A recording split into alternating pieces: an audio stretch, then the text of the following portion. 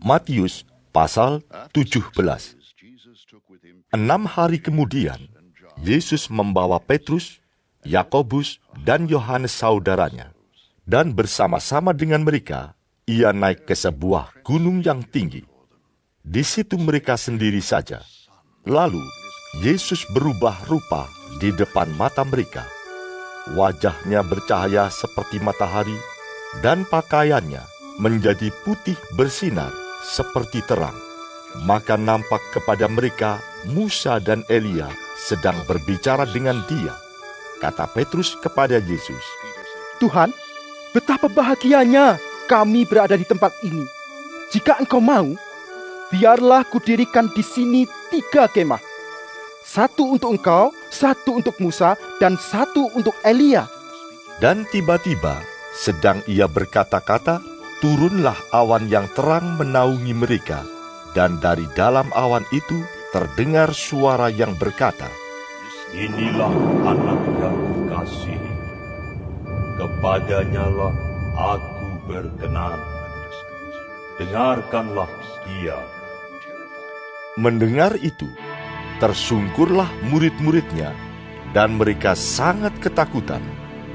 Lalu Yesus datang kepada mereka dan menyentuh mereka sambil berkata, Berdirilah, jangan takut. Dan ketika mereka mengangkat kepala, mereka tidak melihat seorang pun, kecuali Yesus seorang diri. Pada waktu mereka turun dari gunung itu, Yesus berpesan kepada mereka, Jangan kamu ceritakan penglihatan itu kepada seorang pun, sebelum Anak Manusia dibangkitkan dari antara orang mati. Lalu murid-muridnya bertanya kepadanya, Kalau demikian, mengapa ahli-ahli Taurat berkata bahwa Elia harus datang dahulu? Jawab Yesus, Memang Elia akan datang dan memulihkan segala sesuatu. Dan aku berkata kepadamu, Elia sudah datang, tetapi orang tidak mengenal dia dan memperlakukannya menurut kehendak mereka. Demikian juga, Anak Manusia akan menderita oleh mereka. pada waktu itu, mengertilah murid-murid Yesus bahwa ia berbicara tentang Yohanes Pembaptis.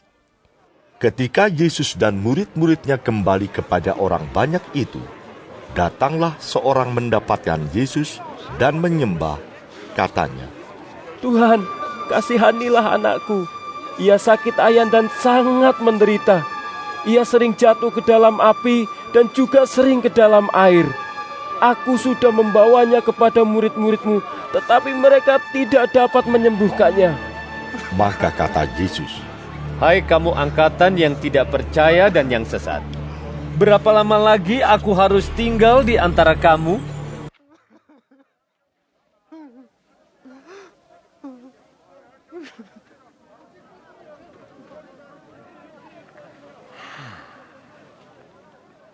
Berapa lama lagi aku harus sabar terhadap kamu? Bawalah anak itu kemari.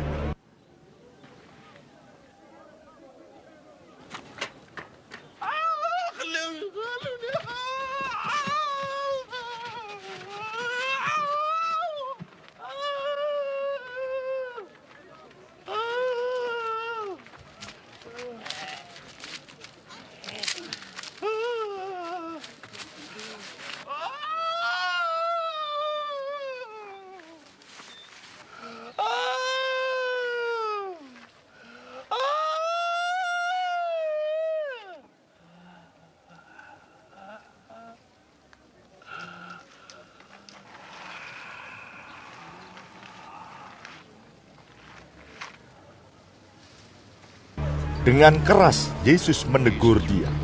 Lalu keluarlah setan itu daripadanya, dan anak itu pun sembuh seketika itu juga.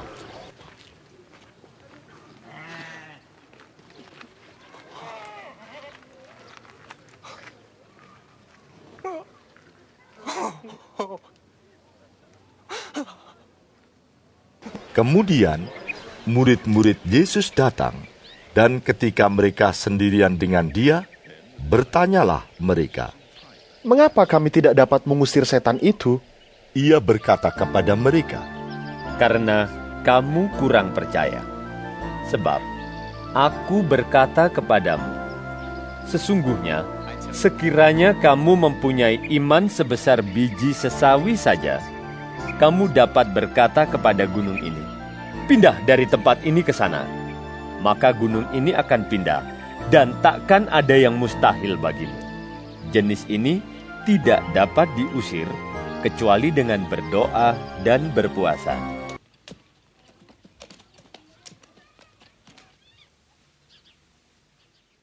Pada waktu Yesus dan murid-muridnya bersama-sama di Galilea, ia berkata kepada mereka, Anak manusia akan diserahkan ke dalam tangan manusia, dan mereka akan membunuh dia, dan pada hari ketiga ia akan dibangkitkan. Maka hati murid-muridnya itu pun sedih sekali. Ketika Yesus dan murid-muridnya tiba di Kapernaum, datanglah pemungut bea bait Allah kepada Petrus dan berkata, Apakah gurumu tidak membayar bea 2 dirham itu? Jawabnya, Memang membayar.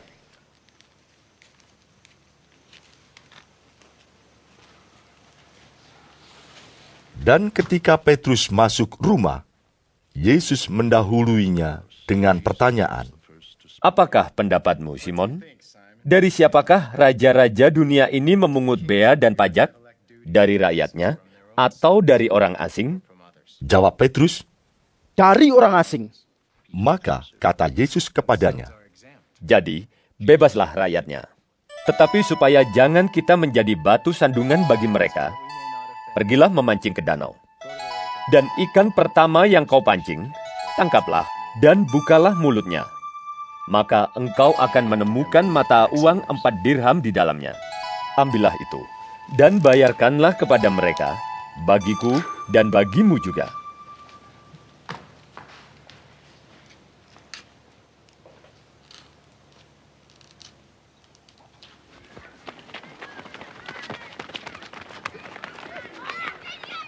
Matius pasal 18. Pada waktu itu, datanglah murid-murid itu kepada Yesus dan bertanya, Siapakah yang terbesar dalam kerajaan surga?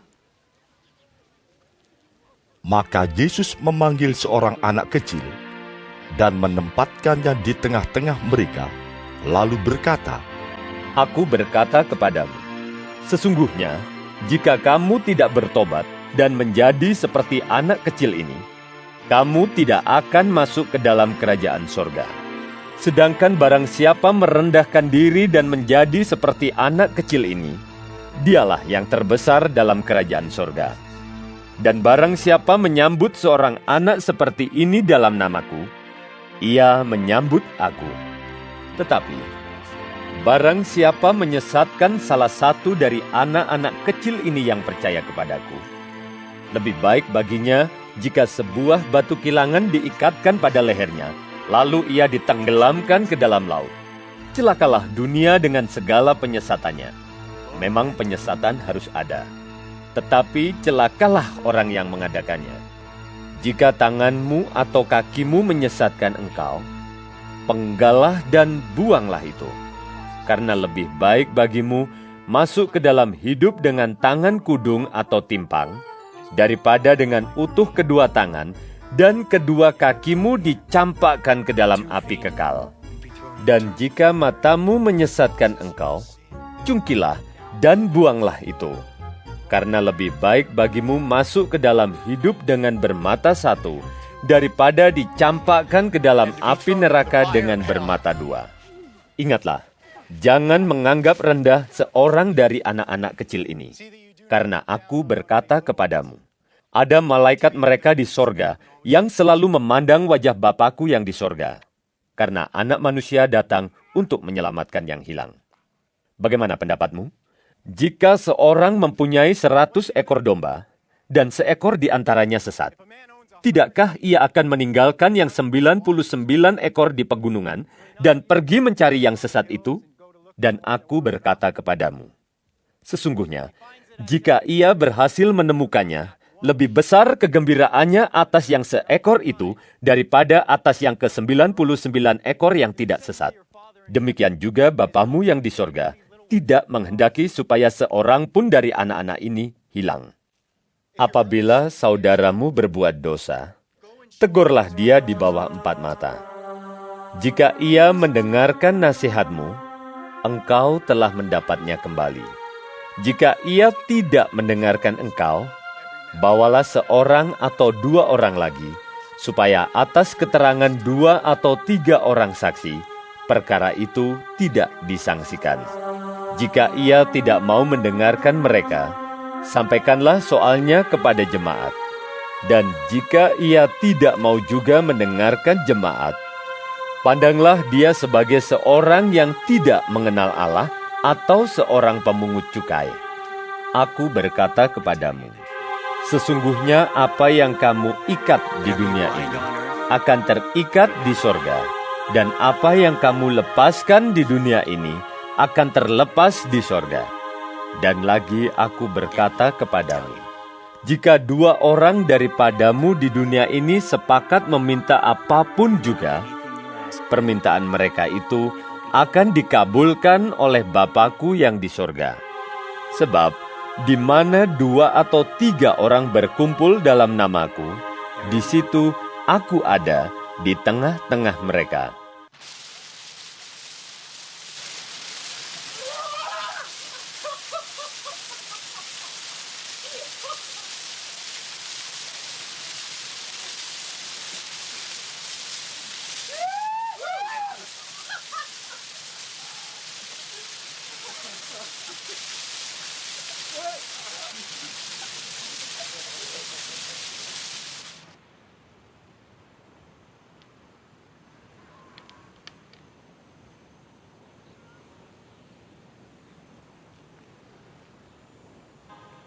Kemudian datanglah Petrus dan berkata kepada Yesus, Tuhan, sampai berapa kali aku harus mengampuni saudaraku jika ia berbuat dosa terhadap aku? Sampai 7 kali? Yesus berkata kepadanya, Bukan, aku berkata kepadamu, bukan sampai 7 kali, melainkan sampai 70 kali 7 kali.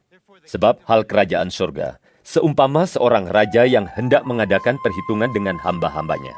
Setelah ia mulai mengadakan perhitungan itu, dihadapkanlah kepadanya seorang yang berhutang 10.000 talenta. Tetapi karena orang itu tidak mampu melunaskan hutangnya, raja itu memerintahkan supaya ia dijual beserta anak istrinya dan segala miliknya untuk membayar hutangnya. Maka sujudlah hamba itu menyembah dia, katanya, sabarlah dahulu, segala hutangku akan kulunaskan. Lalu tergeraklah hati raja itu oleh belas kasihan akan hamba itu, sehingga ia membebaskannya dan menghapuskan hutangnya.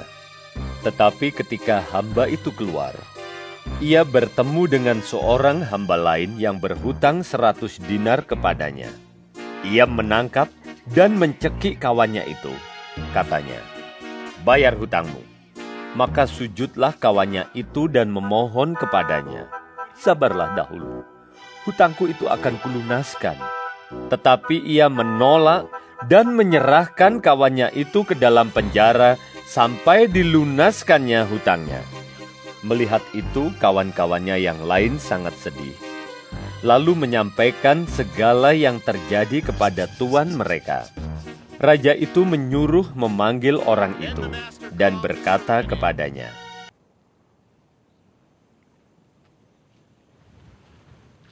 Hai hamba yang jahat, seluruh hutangmu telah kuhapuskan, karena engkau memohonkannya kepadaku. Bukankah engkau pun harus mengasihani kawanmu, seperti aku telah mengasihani engkau?